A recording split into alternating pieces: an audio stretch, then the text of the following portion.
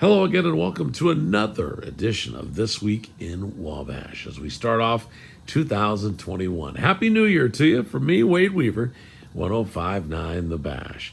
Giving Andrea another week off, so she'll be back with us next week. We'll find out more from Wabash Marketplace.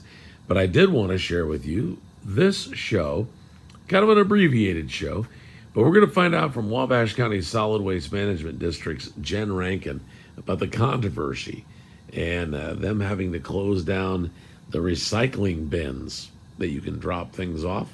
Well, there was a problem with lots of debris and lots of trash. We'll find out from her a little bit more about that and how long it was actually closed. A lot of rumors, a lot of stuff. It wasn't closed that long. So we'll tell you more. Also, Mike Kefauver from Metropolitan School District of Wabash County is going to have Ann Higgins as a guest this week from the Wabash Miami area program. So sit back and let's just join Jen Rankin right now and find out a little bit more about what's been happening this week at the Wabash County Solid Waste Management District. We are with Jen Rankin from the Wabash County Solid Waste Management District. And Jen, this show is called This Week in Wabash. And right after Christmas, you've had a week. Let's talk about it. Boy, haven't we had a week. Yeah. Well, we've noticed that on Facebook, we've had a lot of questions, a lot of comments. And that's based on what? You put a post on Monday morning. Based on a post that we put on. When we came in Monday morning, we had an absolute disaster here at our drop site. In Wabash. In Wabash, that's correct. But I will state it was that way in Manchester as well. We had to address that. We addressed Manchester first, for those of you out there who know that.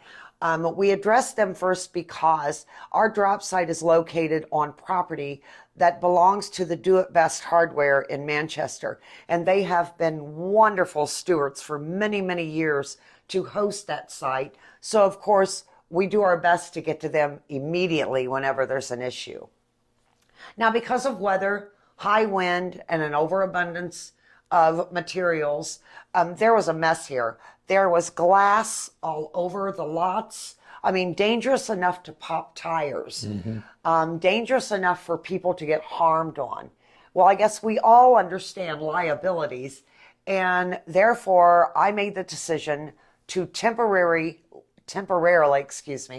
close down the drop site only. Now we're going to get into those misconceptions that I want to directly address. First of all, it immediately went around Facebook that we were closed indefinitely. No, the district wasn't closed. Only the drop site was closed. You could still bring your microwaves and your different things Absolutely. like that. Yeah. You could still bring your electronics, which I will remind everyone are absolutely illegal to throw in the landfill. And we're lucky in Wabash County that we have a place we can bring them and have them taken care of. If you take one to the landfill, you'll get turned away. But back to the drop site, there were many hazardous situations out there that were a hazard to residential vehicles. They're harm to themselves. I picked up big bottoms of glass jars, big ones that had great big ridges of glass sticking up. It would have popped a tire. So I had to look at that situation and make a decision to temporarily close until I could find workers to come in here and clean it up. A lot of people don't understand as well that there's only 3 girls that work here. We do all this. And all this, I need you to understand, is not just the drop sites. That's a misconception that has me really puzzled. As much advertising as we do with you, Wade, and as many things as we put out there, the drop site isn't what we primarily do. That's not our mandate from the state of Indiana. That's a courtesy that we put in place many years ago, and now we have made that a part of our user fee and made it a constant program. Our main objective, though, or mandate from the state of Indiana, straight from the governor himself, is that we are to keep household hazardous waste out of Indiana landfills. That means stoves, refrigerators, washers, dryers, dishwashers, tires, any and all electronics, any and all paints and chemicals, automotive fluids like oil and antifreeze and things like that, things that actually will harm our environment. We are tasked with, and anyone can look this up, the governor signed the bill. It went into effect January 1st, 2012. So it is our prime objective to keep these out. And with that, we have numbers that we have to meet. So basically, we are responsible for keeping 50% of all of that hazardous waste generated in, well, actually all trash generated in our county. We are tasked with keeping that out of the landfill. Straight from the governor. Right. Also, we have to find a way to provide all this programming. There's another misconception that I read online that, oh, they're out there making all that money.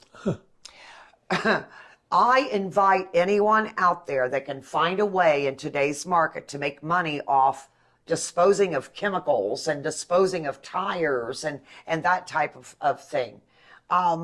We have a tiny community, and if you think we can get enough clean recycling to make anything off of, you're more than welcome. You come out here any day of the week, anytime. I will open the books and show you what we make. I think you'll be quite surprised. Because after you collect the stuff, after you collect, especially from the bins, I mean, you just have a certain amount of vendors that will even come pay for it. Absolutely.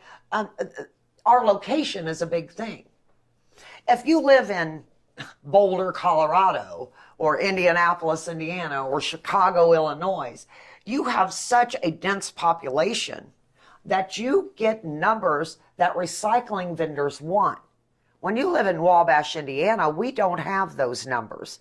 It's hard to get a vendor to come in. And again, I'm going to reiterate, there's only 3 employees here. We don't own the trucks that have to pick up the recycling. We don't own a facility large enough for big sorting machines and an assembly line of people to sort that stuff. That goes to what's called an MRF. An MRF is a materials recovery facility. It is located at Whitley Environmental in Columbia City, Indiana. I also invite you at any time to visit them. You will see their process and what they do. But what an MRF does, it will sort out that material from the contaminated materials to the good marketable materials. They are the ones who market that material, not us. We don't have trucks. We don't have men. This little facility could not even afford to pay the insurance, let alone the wages and all that type of thing for a staff that size. And again, I want to keep reiterating, there are only 3 employees here. So including you? Including me. Yeah. That's it. Yeah. I'm 3. Yeah. And so it's hard for us to respond immediately. I would have loved, when I got here at 6:30 Monday morning, I would have loved to have been able to run out there with my little broom and mop and whatever I needed and sweep that right up. But anyone who saw the condition knows that that was impossible for a crew to do. Once I did get people here, I brought in 2 trucks. Those trucks, when they're in that lot, is an extraordinarily dangerous situation.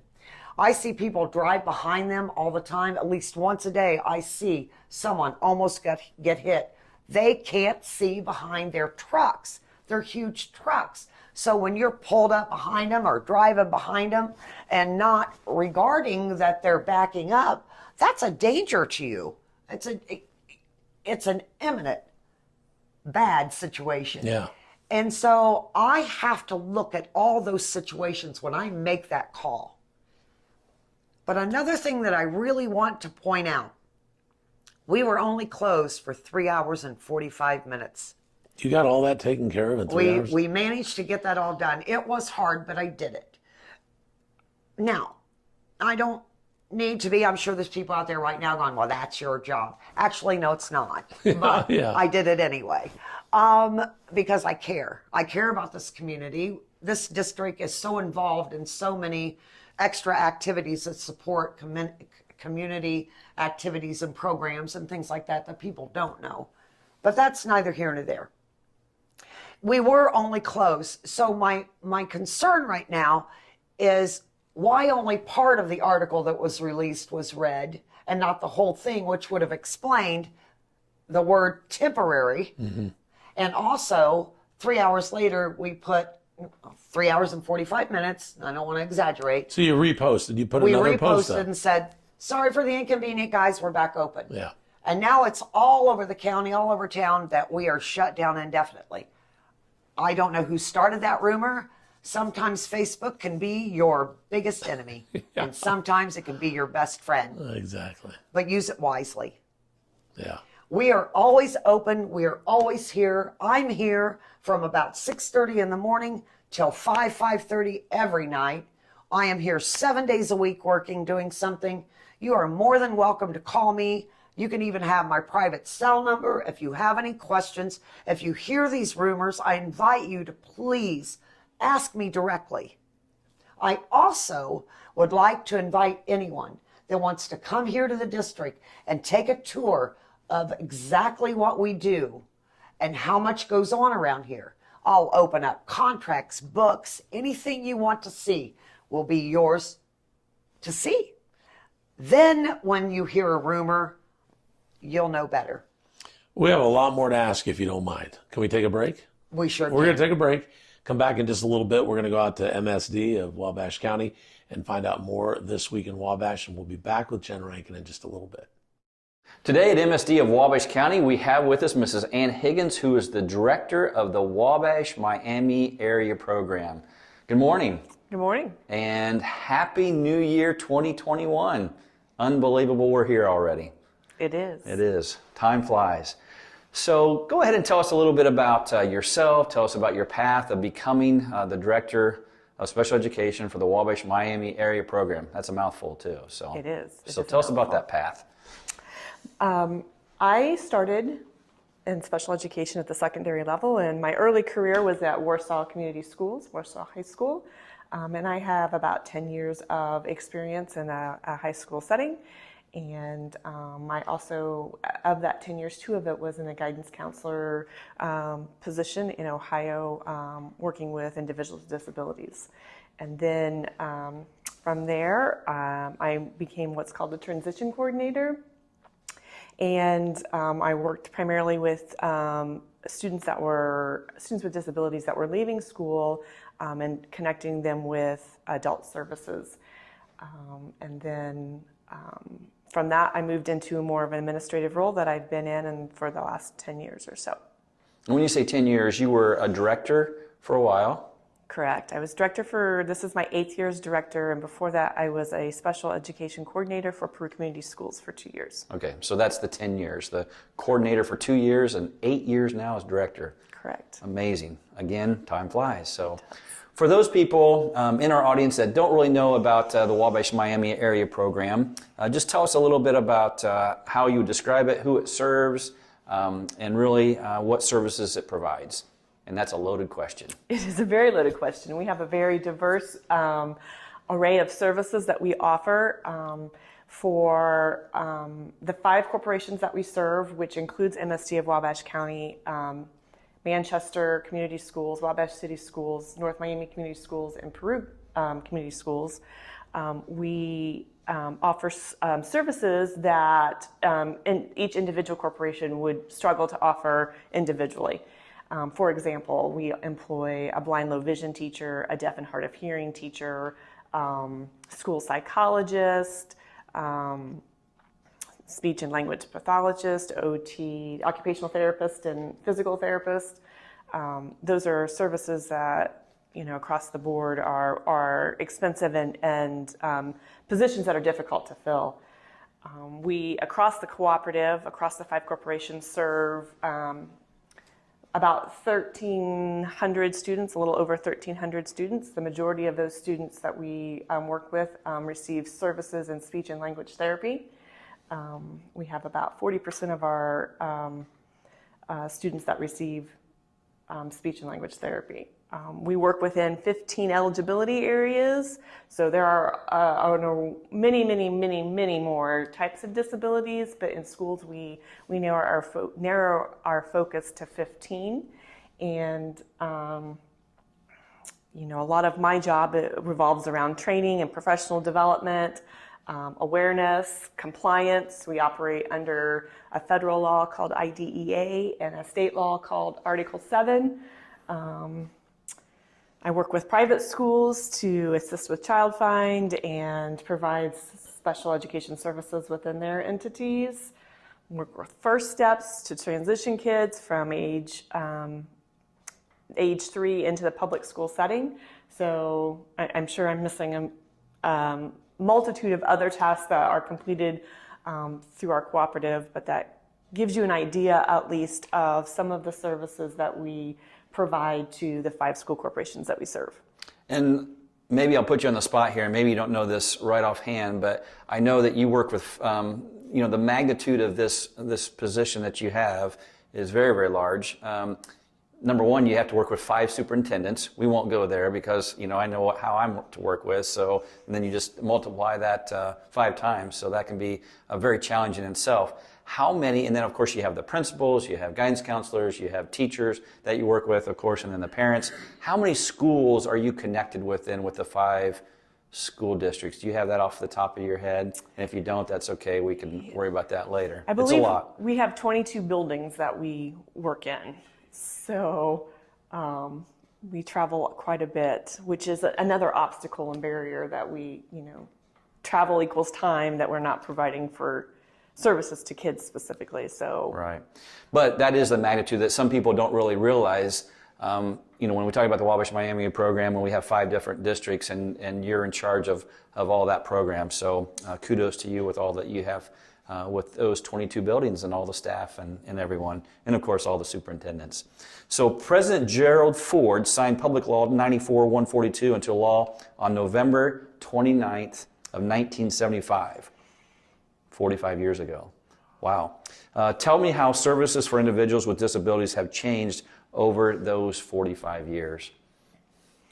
So I think just realizing that 1975 wasn't that long ago, that particular law was signed when I was 3, so I've kind of grown up with the field of special education.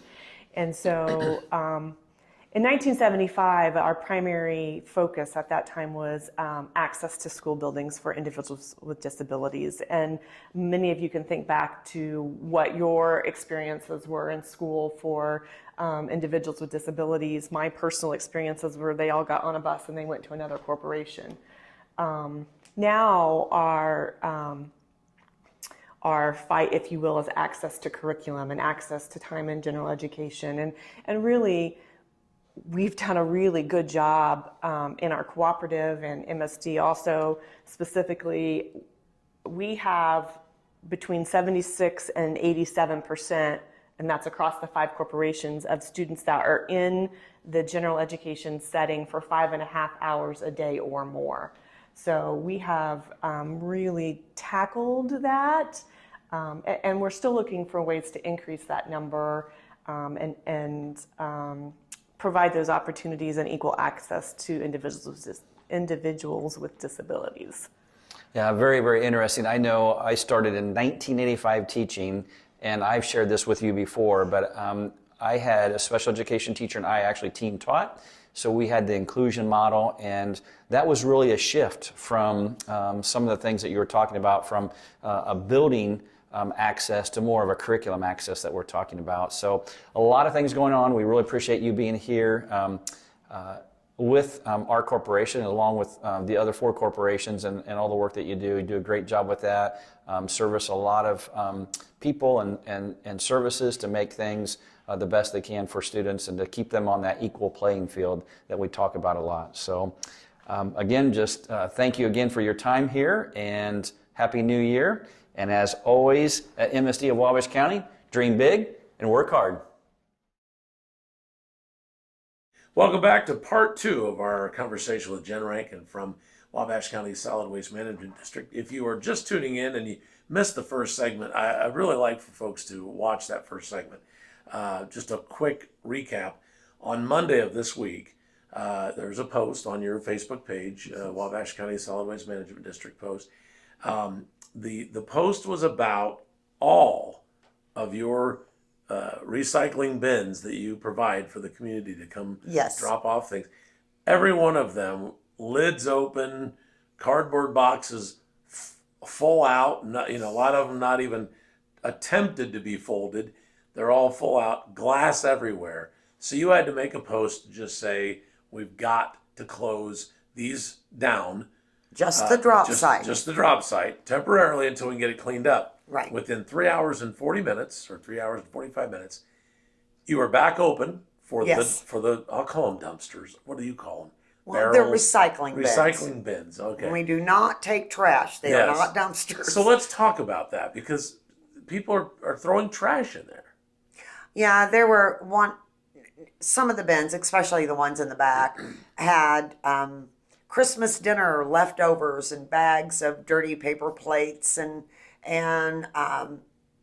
bottles and cans, things with liquid still in them. It was just definitely garbage.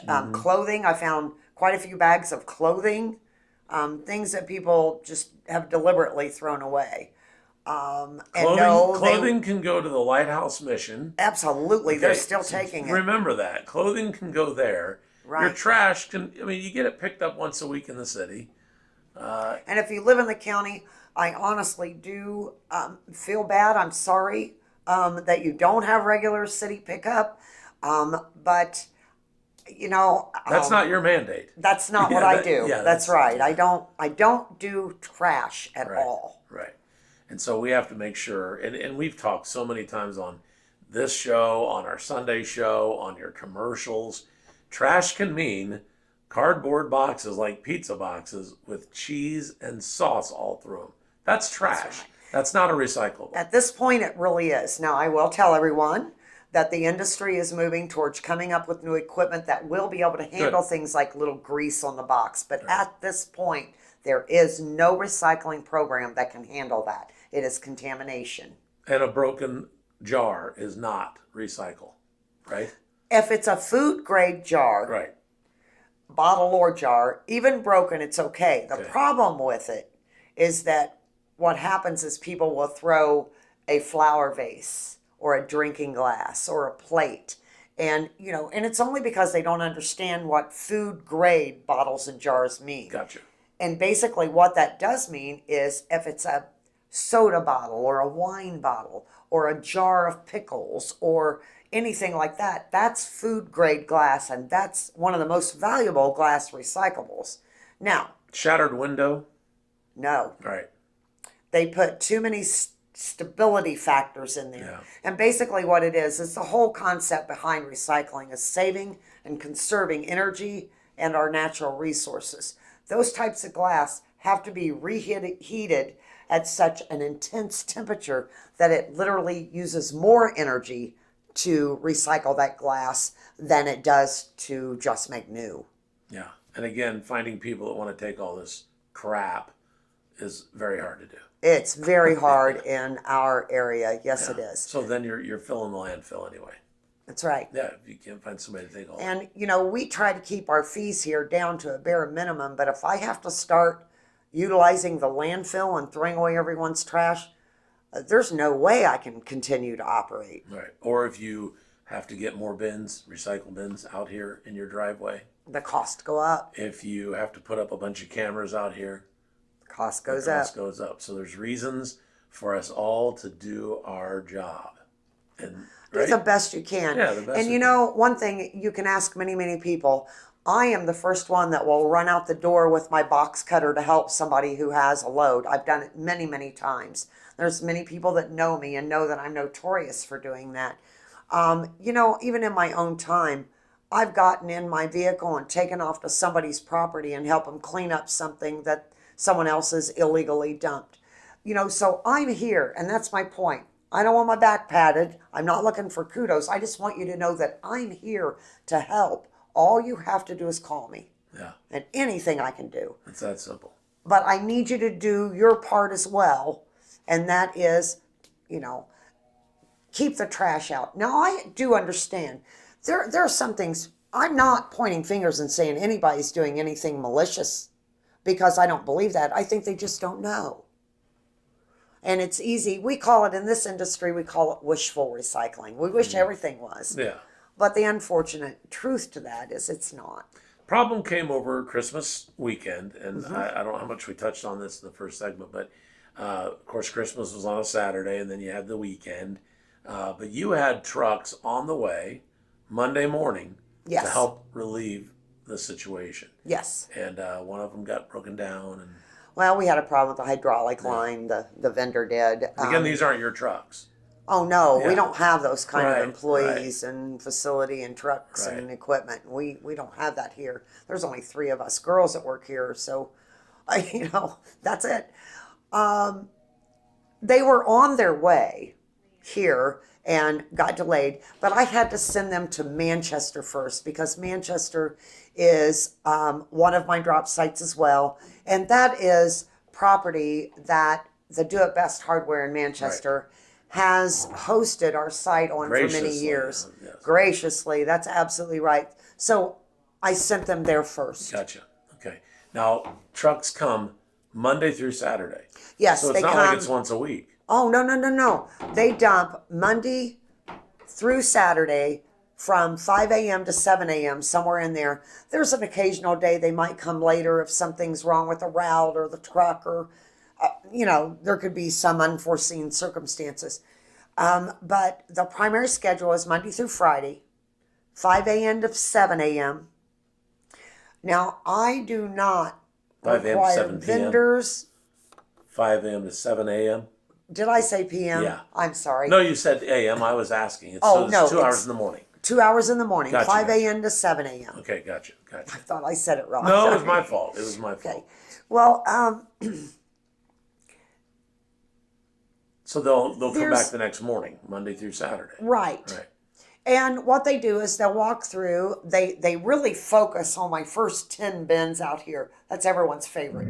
If they dump at, let's say 6, oh my goodness, by 8, those first 10 are full. Oh, But I have 32 bins out here. yeah.